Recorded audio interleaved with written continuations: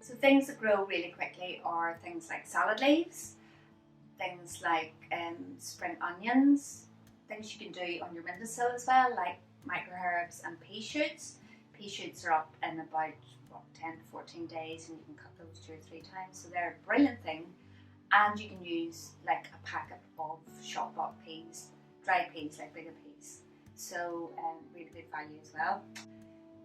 Things that you can have harvest as baby veg are baby carrots.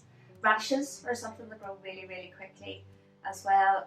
Some of the herbs like coriander and parsley can be up and ready to use and give you quite lengthy harvests over quite a few weeks and months. Fruit that grows really quickly, I suppose the first thing that comes to mind are strawberries, because you can put those in the first year you will get strawberries. In terms of other fruit, larger trees like apples, plums, pears can take a wee while longer, although if you buy a potted 2 or 3 year old fruit tree, you could get a small harvest in the first year, and then every year you're going to get more than that.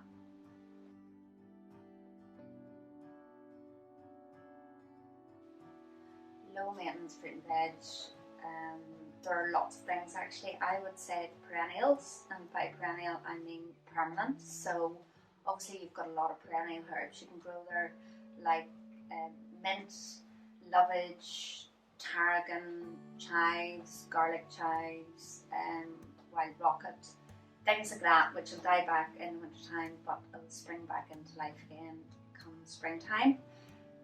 In terms of veg, you've got 2 types of artichokes: Jerusalem artichokes, which grow on the ground. You've got globe artichokes, which are also a really beautiful plant. So even if you never ate the artichokes, they would flower and are really useful for pollinating insects. So that is brilliant.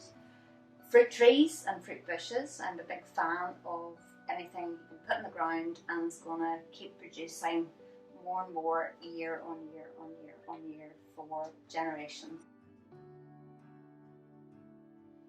Rhubarb is another perennial plant that I think is invaluable in a kitchen garden because it doesn't need a lot of sunlight. You can put it in a shady area beside a hedge, as long as there aren't big roots. Obviously it needs plenty of water and nutrition, but rhubarb will produce lovely stalks of rhubarb from early spring right through into kind of mid to late autumn for you. If you keep picking it, it's going to keep producing for you. And I think rhubarb crumbles, rhubarb fizz. Rhubarb is one of the tastiest fruits, although technically a vegetable, that you can grow, and it doesn't give any bother.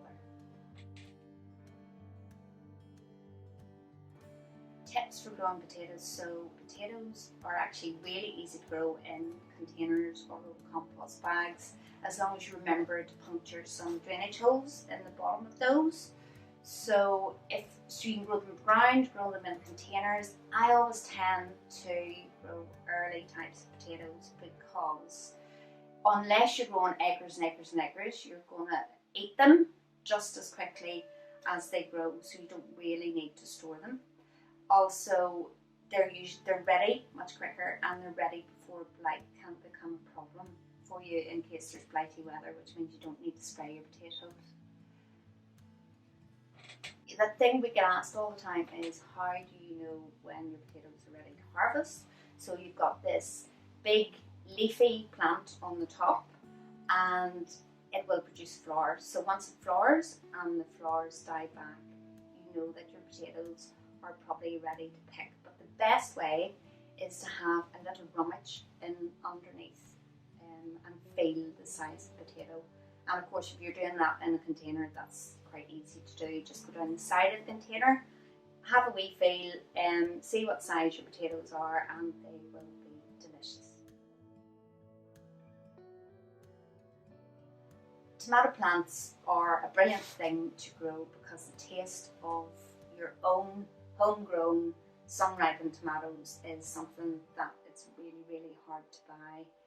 Tomatoes don't necessarily need to be inside, and certainly you don't need to have them in a greenhouse, but they do need plenty of light, and if you're going to try and grow them outside, you need to make sure to to do that quite late on in the season when there isn't going to be any frost at all.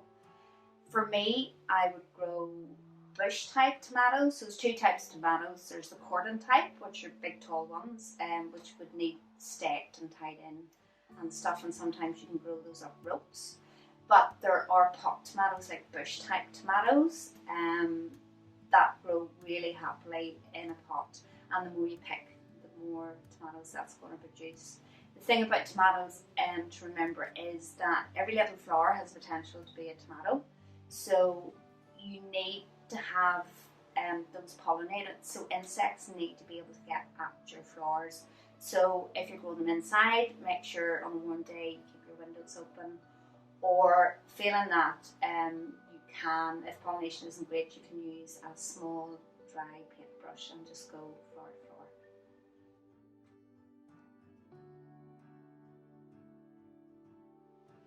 Plants for shady areas. So there are actually quite a lot of things that you can grow in shady areas. You can grow things like rhubarb. You can grow salad leaves. Think of very green things. So think about things like kale, cavolo nero, which is like kale, spinach, the green herbs like coriander and parsley. In fact, coriander does better in shade because if it gets too much sun, it's inclined to try to bolt on you, and that means go to flower, so you don't get as many leaves. Basically, there are lots of things you can grow in partial shade. In full shade, think about the green things, and really, if you want to grow fruit, you're going to need some sun for a good part of the day because you need to ripen the fruit.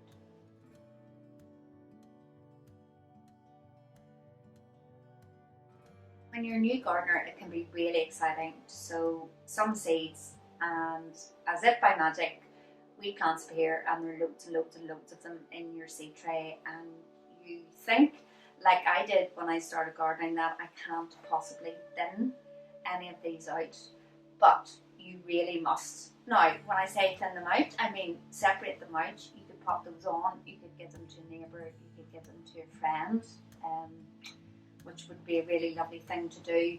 But the point about not having vegetables and leaves and things like spinach and lettuce growing really close together is you do need some airflow going through. Otherwise, you might get molds, you might get some pests, you get a lot of sappy growth. So be ruthless. If you're sowing direct, don't keep all of the seedlings. So thin them out, pick them out, and actually you could even put those into another container if you wanted.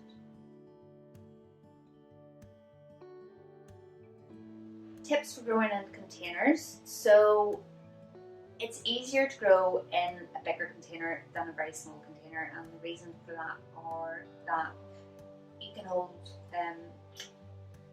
there's more compost in a big container, so there's more nutrition for a longer period of time. Also, they don't dry out as quickly in warm weather, so they'll hold on to the moisture. You can help with that by putting a layer of cardboard at the bottom of your container before you fill it up with compost, and that's going to act like a wee reservoir for extra water as well. Growing in containers, one really important thing to remember is that they must have drainage holes in the bottom, because you could very easily drown your plants, and actually that's more common than you might think. You be sensible about the size of container that you need to grow the thing you want to grow. So for instance, if you want to grow potatoes, you're not going to be able to do that in a wee tiny pot, but you can grow potatoes in something like old compost bags, or big old shopping bags or something like that. If you want to grow big long champion carrots, then you're going to need a container that is at least that deep. Or you could source some seeds of carrot for the small round varieties. They're usually called something like Atlas, and actually they're wee round carrot, taste delicious, and you can grow them in quite shallow